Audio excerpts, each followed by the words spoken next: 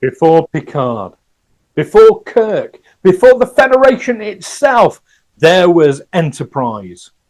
Broken Bow launched Star Trek into uncharted territory, giving us a bold new prequel with fresh faces, sleek starships, and decontamination gel. But does this first step into the past hold up today?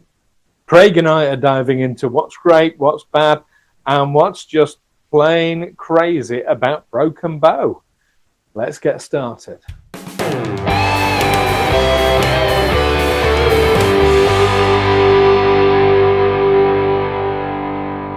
It's been a long road getting from the cage to here, but we've finally made it. Had to be done, Craig. Had to be done, didn't it? Yeah. Okay. Welcome back to another episode where we look at what's good, what's bad, and what's weirdly wonderful in Star Trek this time. Obviously, we are looking at Broken Bow, Enterprise pilot episode. I was very excited when Enterprise came out. How about you, Craig?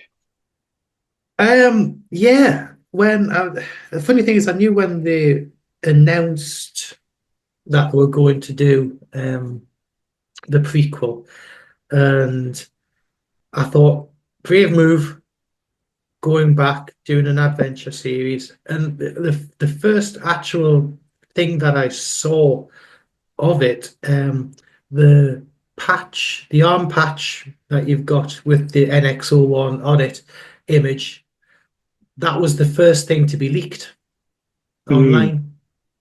So we got to see what the Enterprise looked like months before it was actually any proper images of it were, and it was just like, ooh, is it like the Reliant kind of thing? But yeah, I mean, I was really excited for Enterprise. I mean, especially when you heard the cast, with Scott Bakula joining and stuff like that. So you really thought that they're going to put some money into this and to refresh the franchise, shall we say? And yeah, I will put my hands up now. It is actually one of my favorite Star Trek series. I love Enterprise. I really do. I think it's much maligned, but it deserves so much better. Yes, ditto. I think, I mean, there were missteps, and I'm sure we'll be coming on to some of those shortly. But I think what they did, it was brave and it was decisive, and it showed a lot of faith in the franchise doing what they did. Yeah, and I mean, yes, there's lots of different talks about how the show was going to be different. They were going to, spend the first season on Earth with the construction of the Enterprise before they actually launch it, which is like, that would never have worked. No. An episode or two or something like that. You can do that later on in the series, but you can't launch your series without being in space, essentially. Yeah. I mean, can you imagine? I suppose the best equivalent to that would be doing a fantasy show and not having full-grown dragons for like first several years, even though you're promising full-grown dragons. Can't think what I'm referring to there. Yeah, I can't think what you're referring to. Yes. Fantastic. But I think what they did, the way that they did it, was great.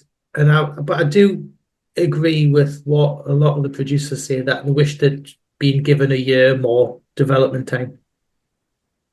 Make people want another series. Because around about this time, Insurrection had came out a couple of years before and hadn't set the world on fire. The ratings for, DS9 had finished in like 1999, and the ratings for that hadn't been great by the end of it. And the ratings for Voyager had really fluctuated. Yes, they had a big boost from season 4 onwards with 7 of 9 coming.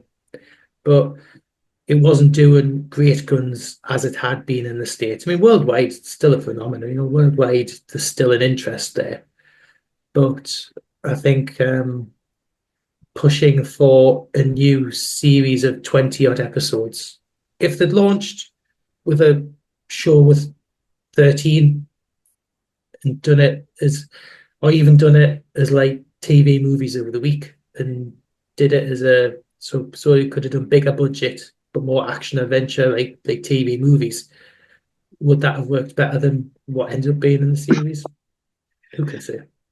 Well, we've recently had what I think of as a TV movie. I mean, TV movies are a different thing now in the age of Yes, streaming. But Section 31, I think, was effectively a TV movie. I'm kind of glad they didn't go down that route. But shall we focus? Oh, no. I nearly forgot again then.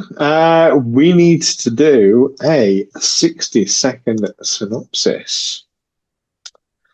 So if I get my timer up in front of me, there we go. Are you ready for Broken Bow, the pilot episode of Enterprise? You ready? Okay. As I'll go. Okie dokie. Time starts now. So we should do it a bit like the start of Star Trek 2, The Wrath of Khan, in the 22nd century. Just so you know, you've gone back a bit. The Earthship Enterprise is launched under the command of Captain Jonathan Archer. When the crew rescues an alien from a crashed spaceship, the Klingons, in Broken Bow, Alabama, and they'd have to decide to not upset this warlike species, and they need to take this person who was shot while they crashed on Earth to go back to stop an interstellar war, because if these Klingons know that you've got somebody of theirs, they're not going to be happy. So Archer and his crews must walk a fine line as they attempt to communicate with the Klingons and bring them back home to stop an interstellar war, whilst being intercepted by an alien race who we've never heard of before in a prequel. What's going on there? Okay, that's your minute. You pretty well got there for that. Oh, you've done worse than that before now. But it was rubbish. Well, I think, to be fair, I think you had a really difficult job with this one because they packed so much into this, and for a prequel as well, they relied really heavily on people knowing who Klingons were, knowing who Vulcans were. I think it was like I said, it was a very brave production right from the off. So they did throw a lot into it. Yeah, actually, that on my, on my goods, that is what I've actually got in the goods, because my first good that I'll expand on that. Go straight into it. This is I think you're right, where people, they anticipate that people know the basics of who a Klingon is, who a Romulan is, who a Vulcan is, and stuff like that. But that's all you actually needed to know there. This is the first pilot, which is a proper action adventure romp, where you didn't need to know that much about Star Trek and its lore to enjoy it. Yes, it got a little bit complicated with the temporal Cold War stuff. But for me, next to Emissary, this is my favorite Star Trek pilot by far, because I think it is an absolute cracking opening to a series, and it gets the pacing right, it gets the character introductions right, it gets the world building right, and as a pilot, it's by far one of the most polished and entertaining episodes of Star Trek to come out of the. And if I was to ever have to say it to somebody, if you want to start watching Star Trek from the beginning, go Broken Bow. Yeah, that's an excellent one to kick us off with. My first one is not dissimilar, but it's more about the kind of the take that Enterprise took by setting it as this prequel with Starfleet in its infancy, going on this journey. Kind of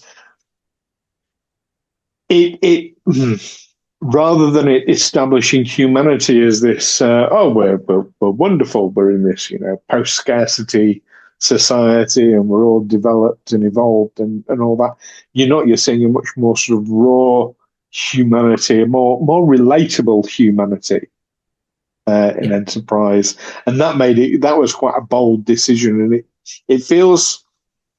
I mean, it's still very Star Trek, but it also feels very, very distinct from the Star Trek that had come before. Yeah. Not so much since, I think, we've had grittiness with Deep Space Nine, but it was still humanity was kind of apart from that grittiness. This was human grittiness with Enterprise. Yeah. I mean, and I think the thing that it doesn't necessarily hammer home, and it's one of the things that most people, and it's one of those little, when you get little twitches when people mention something, when they go, "Oh, Zefram Cochrane invented warp drive." No, he didn't. He was the human inventor of warp drive.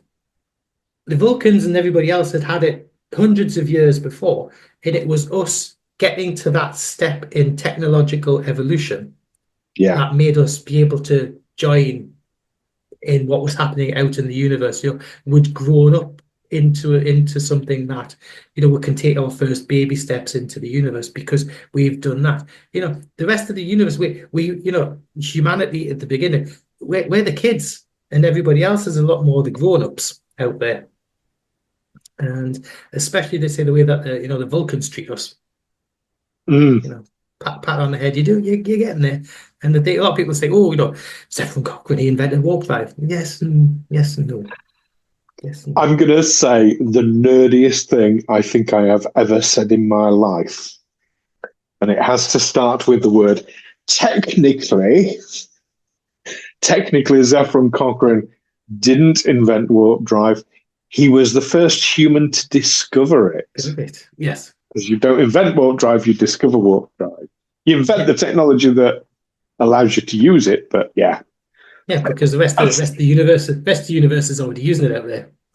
That's got to be the nerdiest thing I have ever said. There you go. It's like nuclear fission. You don't invent nuclear fission, you discover nuclear fission. Yeah. Anyway. I'm with you on that. I'm with you on that. Anyway, yes, what's your second good then? I love the cast of Enterprise. I really do. And I think the only one that I think gets short shrifted is Mayweather a lot. But the rest of the crew, but I think Scott Bakula is just brilliant in everything he does in any case. So, you've got to love Scott Bakula in any case. And I think he brings a humanity to Archer. But I think, and just all them Phlox and Trip and everybody. But I've got to really, really tip my hat to Jolene Blalock as to Paul, because she is just head and shoulders, gives her all in this, and she had a lot of trouble with this role, and she had a lot of issues making the series, and a lot of doubts and a lot of stuff like that. But she just plays a Vulcan perfectly. She's got it, and I think she's somebody would like to see back in the Star Trek fold. Yes, I have thoughts on T'Pol that I'll express later. I mean, she did have an incredibly difficult time. I mean, she wasn't an actor when she came into this role. She was a model. Yeah. So, and I know the other actors, or some of the other actors, had a lot of difficulty with her because she wasn't learning her lines properly, or in ways that they were more comfortable with, and yeah, she didn't have that experience coming onto set. But yeah, she's definitely become a fan favorite, and it was really nice to see her back in Lower Decks. Lower Decks, yeah. Definitely. Okay, well, my second one. Oof, how do I put this?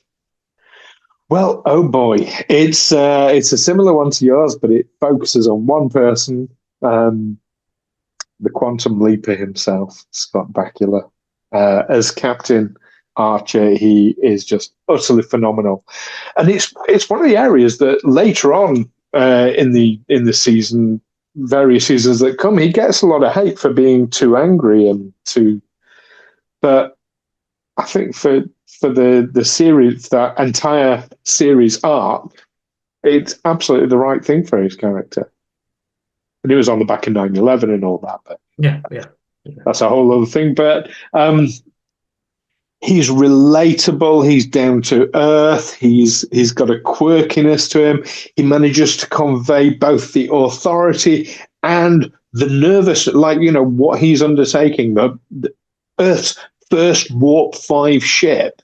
The eyes of the entire planet are focused right on him, and he knows it.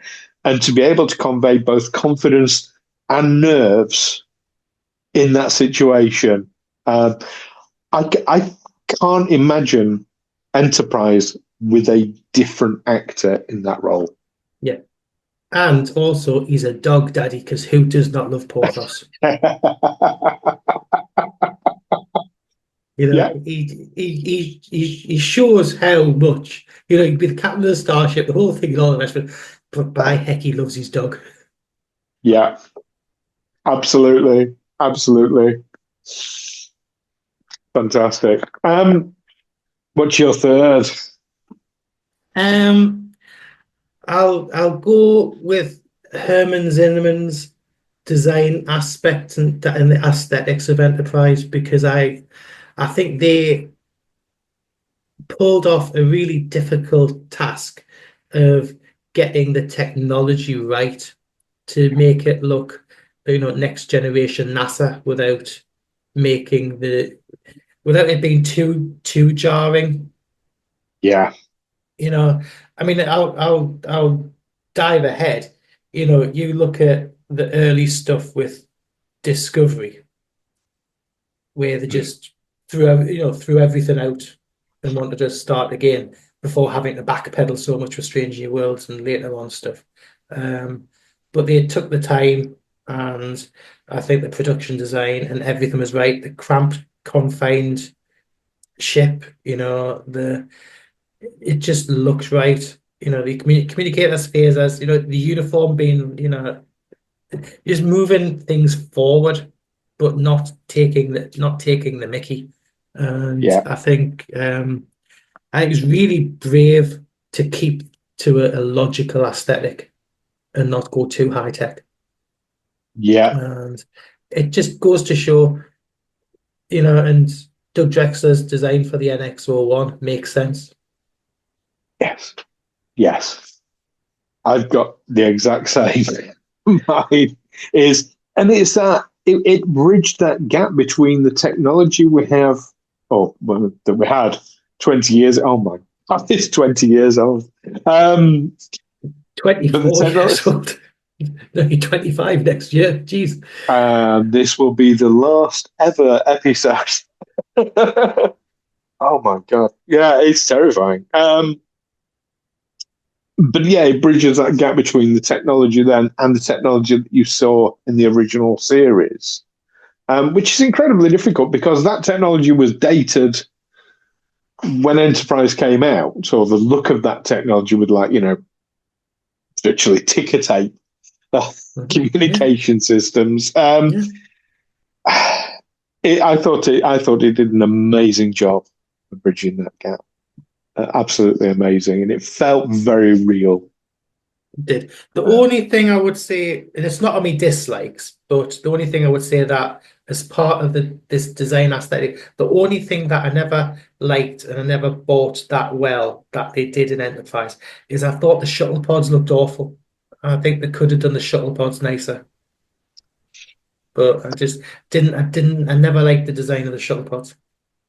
I I felt the shuttle pods were kind of a bridge between, like in Yeah, terms of design aesthetics, between like the Galileo from the original series, that style of shuttle, and literally shuttlecraft yeah, from today. yeah. But Um, I just didn't like them. But that's not part of okay, me dislikes. okay. I also got a whole bubble car vibe. You know Yes, I the think old that's probably Messerschmitt what it is. bubble It's a cars. yeah, it's a bit bubble car for me. Yeah, Yeah, yeah, I get that. I get that. I liked it, but anyway, there we go. So it's not on your bad list. not So on my give bad us list. something that is. The Suliban. Now, it's not the fact of the Suliban and the Cabals themselves.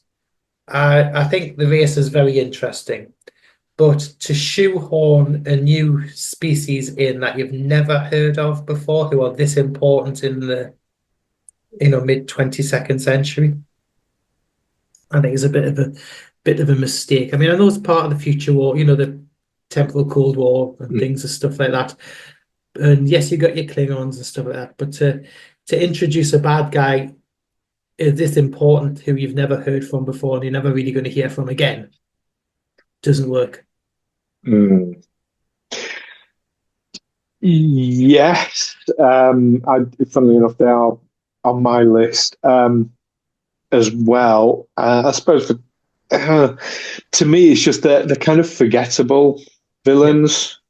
I mean, all right, they're genetic enhancements and all the rest of it, but other than that, they could well be humans in terms of the Klingons are a fierce warrior race. The Borg are a collective mind.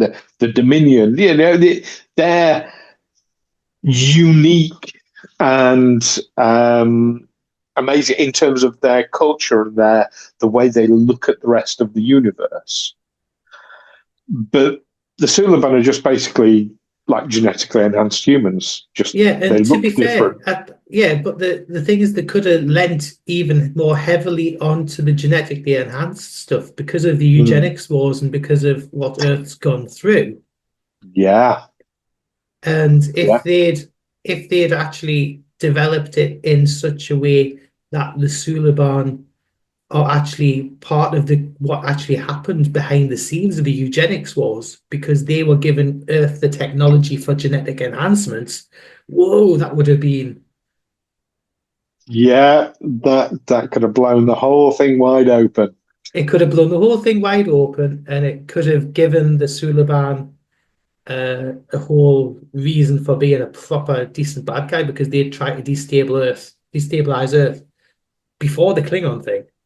And Mm. it could have been their mission. Yeah, it could have been their mission more of with the future guy stuff to their first thing to destabilize Earth and to do stuff like that was the create of the eugenics wars. Mm. But but no. Okay. Okay, cool. What's your second bad? Oh, I'm going to address the elephant in the room of the theme song. Oh, It's a bit Marmite. it's a bit Marmite. I don't hate it. It's one of those things I'm probably Stockholm syndromed enough and heard it enough to go, all right, I submit. It's all right. I'll cope with it. But you listen to, I mean, they've said in documentaries that they wanted to use "Beautiful Day" by U2 as the Mm. theme tune. But to be fair, they used in the trailers for Enterprise, they actually used "Wherever You Will Go." Which wasn't a YouTube song back in the day, and that would have made a better theme song to go with that. But and even Archer's theme at the end of the end titles would have been nice if it was like an orchestral thing, but it's just a cheesy guitar track, and it's very middle of the road meh. And I mean, don't get us wrong, the title sequence for Enterprise is gorgeous. Mm. It's really, really clever, really, really nice. But yeah, the song. I get why they were doing it, but they got it for nothing. They didn't have to spend money, didn't they? Diane Warren offered them it. Here you go. Just been using the film before. There you go. Robin Williamson's going to complain. Have it. I'm pretty sure they paid Russell Watson. Russell Watson was really, he was anticipating getting a hit single out of it and going to be adored by the Star Trek fans. No, but it didn't go that way, mate. He's adored by some Star Trek fans. And he's a lovely guy from all accounts as well. Yeah. All I can say to that, Craig, is that you lack faith of the heart. Ladies and gentlemen, he's here all week. I love the theme. It really is, Mum. I mean, it's more divisive than Tuvix.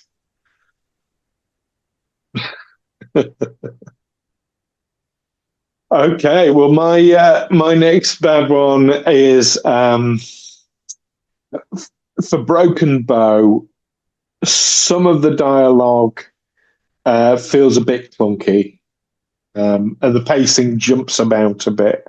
I get they are putting a lot into it, and certainly it's a lot better than Next Generation, Deep Space Nine, Voyager in terms of introducing the characters, establishing who they are. But storyline wise, it's sort of like, it's really fast paced, and then the pacing just stops suddenly, and then it picks up again. It's a bit all over the place. Yeah, some of the dialogue, particularly the one that stands out as an example when they're talking about the phases. These will be the new phase pistols that have arrived. It's like, I mean, Malcolm Reed is basically like he's the quartermaster, effectively, and as head of security. He would have known all about phase. He wouldn't be talking about it in such a disjointed. These will be the new phase pistols, and no, yeah. There's the Chekhov's gun bit, isn't there? In there where they're getting the supplies on board. Oh, here's a transporter. It's it's available to use for humans and stuff like that, but we're not going to do it. Oh, I wonder if you're going to use it by the end of the episode. Yeah. Yeah, exactly. I mean, technology like that would have been such a huge deal that everybody would know, like, especially on a starship, they'd know the ins and outs of, like, the transporter. What can be beamed, what can't be beamed, what, Yeah. Yeah. That's my next one. What's your last bad? My last bad is going back to some of the visual effects. Lots of the visual effects are absolutely great, but when they're doing the CGI of human beings and the Suliban and stuff like that, it's really cartoony and it looks cheap compared to what they've done previously. When you've got like Silic, going under the stretching and going under the door and stuff like that, it takes you out of a bit. And I don't know whether it was just a case of time limitations, budget limitations and stuff, but the technology for morphing and things like that had moved forward a lot. And I know the guys could and have done better. Yeah. Yeah. I can't disagree with that at all. You had better with Odo as a perfect example prior to that. My last bad is the decontamination scene. It's like, I get what they were doing, and they sort of learned their lessons from Voyager and like sex cells, but it just feels so gratuitous. Yes. So can I put that on my lakes? You like your bit of gratuity. Yeah.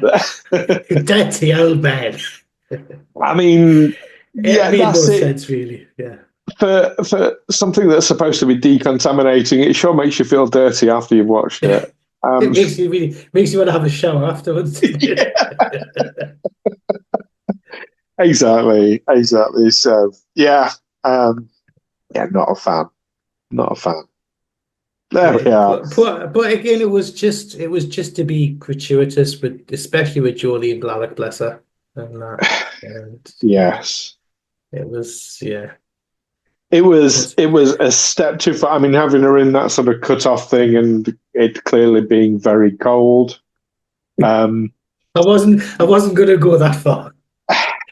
But realistically, I mean, if it was going to be a decanter, if it was actually going to be a proper decontamination gel thing and stuff like that, if you were having to do that, they'd all be naked in any case. It wouldn't be it would just you'd be have a shower.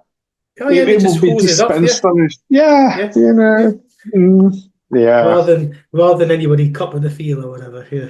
Like, here, two of us need to go in here because we need to rub this gel over each other's bodies. Yeah.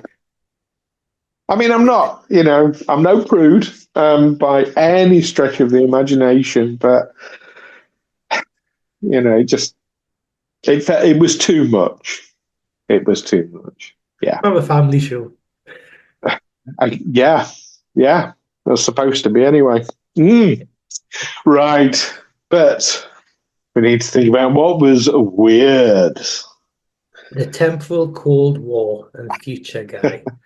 That is it actually a stroke of genius to try and make Enterprise a sequel as well as a prequel? I think it's a really clever idea to introduce the temp. I just wish they'd developed it properly. And I think it was a brave move to introduce this into a series. So you've got, something bubbling under that isn't part of the main narrative, but keeps popping up now and again, but I think that was a brave choice. I just wish they'd gone further with it. Yeah. I think they were trying to come in, hit the ground running with their version of the Dominion War, without it being like overtaking the whole thing.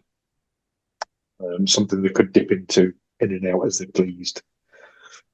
I thought it was certainly weird. And some of the weirdest aspects are who Future Guy is as well. Which was still never exactly.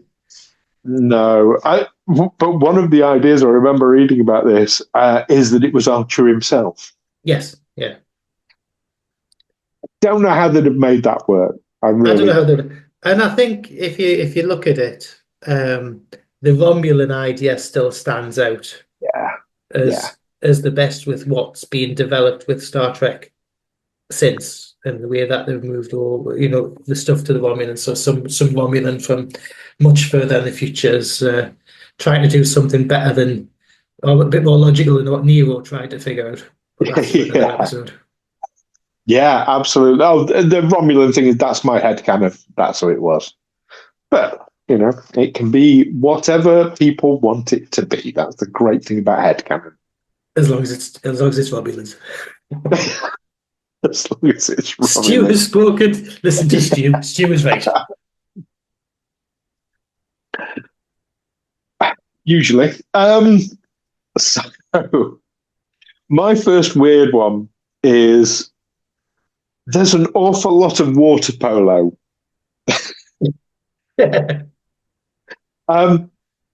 And I get, learning from sort of Captain Sisko and the whole baseball thing, and that worked for them. But water polo, and they wanted to do something different. I get that, but it seems like with Sisko and the baseball thing, it was like more that was a bit of a passing thing that was incorporated into the pilot a bit, but then most episodes you didn't hear about it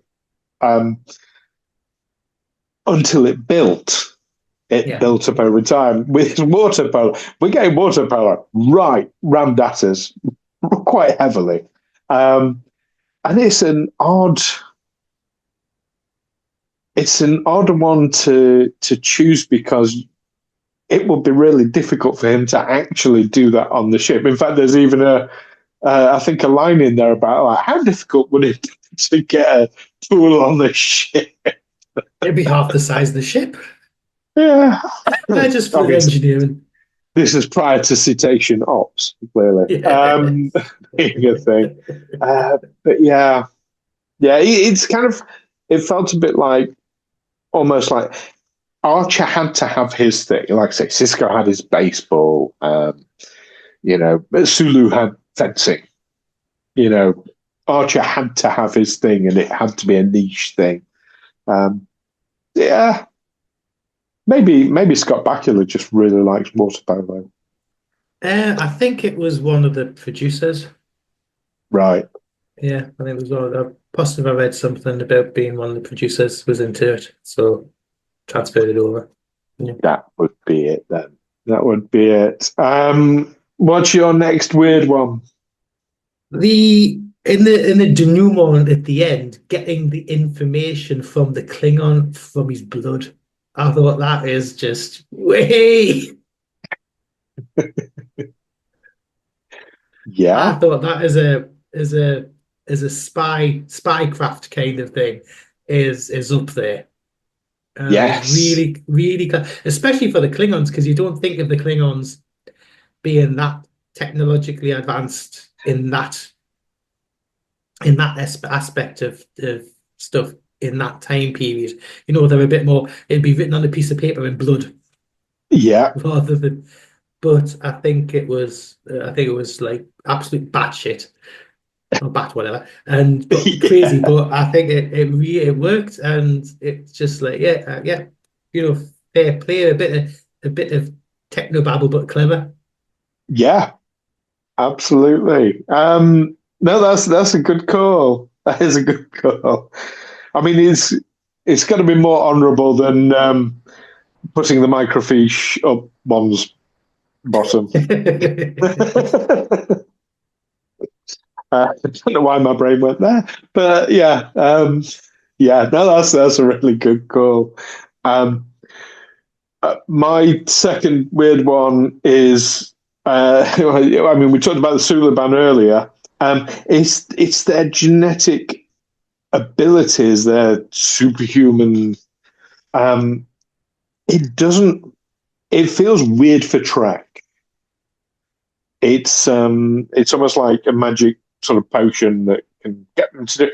Especially like you mentioned earlier about like the CGI and them flattening themselves and going under a door. And I know there are animals that can do that. Mice in particular can really flatten themselves quite a lot. Yeah. But I don't know. There's something about it that just it feels really off and it's quite jarring, I suppose, for Star Trek. There's no real reason why not, but it just seems really weird. A weird choice, I felt, for some of those technical things. My one is a bit of a kind of brave choice that they made when Trip is with T'Pol, when they're investigating on the planet and the space station thing, where you've got the young kid who's having breathing difficulties. Yeah. And the mother's weaning, and Trip's getting a bit annoyed. You're kind of, what you're doing to the kid, what you're doing to the kid. And T'Pol's having to explain to him, you don't know, your kid's out here, you don't know what's happening to these people. She's weaning the child. It's perfectly normal, it's perfectly natural, but out. Mm. And it's quite a brave choice to show that, in these times, we're not, yes, he might be the all-American hero and all the rest of it, but you don't always know what's right. Yes. Whereas, a lot of people see Star Trek as like, we're coming in and we're going to dictate what's right and what's wrong and what this. And at this point in humanity's thing, yes, you're cautious. You don't want somebody to be hurting somebody else, but you've got to understand the nuance and you've got to understand races, cultures. And that's, Yeah. and it was a quite a brave and odd way of doing it. But yeah. That whole cultural understanding or applying our own culture or American culture, really. When we talk about humanities culture within Star Trek, it's American culture, is what we really mean. It was heavy-handed enough for those of us who get it, but subtle enough that those who don't want to see it didn't have to. That's a good call and a good choice, and that is one of my favourite moments as well from Broken Bow. It shows that fledgling humanity out in the stars. Oh, we know what we're doing. No, we don't. And you can see half the time why the Vulcans are like, no, not yet. You're not quite there. But at which point do you let go? Yeah. Well, Archer makes a rather nice speech about that. My last word is T'Pol's personality shift, I suppose. She's very expressive in Broken Bow, especially for a Vulcan. I don't know how much of this was direction or her still finding her feet. And certainly, she, as the series goes on, I feel she becomes far more Vulcan in what we come to expect from Vulcan. Although Vulcans in general in Broken Bow were a bit sort of we were back-footed, I felt, by them. Almost like antagonists rather than protagonists. Yeah, because I mean, they've said that throughout, they wanted the Vulcans to be different and to develop through Enterprise to become the Vulcans that we've seen in the original series, and I think season 4, especially with the Forge and with the Surak storyline and stuff like that, and they almost like Vulcan Civil War kind of thing, that really gets to develop and to dive deep and to explain, what's going on there. Yeah. But T'Pol being our vehicle for seeing Vulcan culture through Broken Bow, she was very, very expressive, I felt. Just interesting. But I love her in any case. Oh, absolutely. So there we are, viewers. That's our picks for good, bad, and the weirdest moments. What do you think? Do you agree with us? Do you disagree? Is there anything we left out of any of those lists that you think should have been in there? Let us know in the comments below. I think it's fair to say we do love Enterprise, though, don't we? Oh, yeah. I mean, it's funny because I would say season 3 is actually my least favorite season of it, the whole Xindi arc thing. I like season 1. Yes, there's some clunkers in season 1. Same with season 2. Season 3 has some good moments, but I don't buy all the Xindi arc stuff. There's a bit heavy-handed. But season 4 is just absolutely stupendous from start to finish, and it's just such a shame that they didn't get to continue, that it got cancelled. But studio politics and falling ratings, and it was still doing well around the world, but there was just such a big change at like Paramount and CBS as it was at the time, and everything changing at it. So they lost everybody who was supporting the show, so they just didn't stand a chance, and it's such a shame. Yes. Do you skip the last episode of season 5? All good, they're kind of these other voyages. I'd just take it as a holodeck episode and be done with it. That's good advice. But let us know what you do with the final episode, viewers, whether you count it, whether you don't. Let us know in the comments below. And as ever, don't forget to like and subscribe for more good, bad, and weird moments for next week as well. When you'll be joining us, I hope. I don't even know what I'm saying at this point. You're back to the decontamination scenes, aren't you? But it's been a long road and a long day. But there we go. So we'll leave it there. In the meantime, until next time, peace and long life. Live long and prosper, guys. Take care.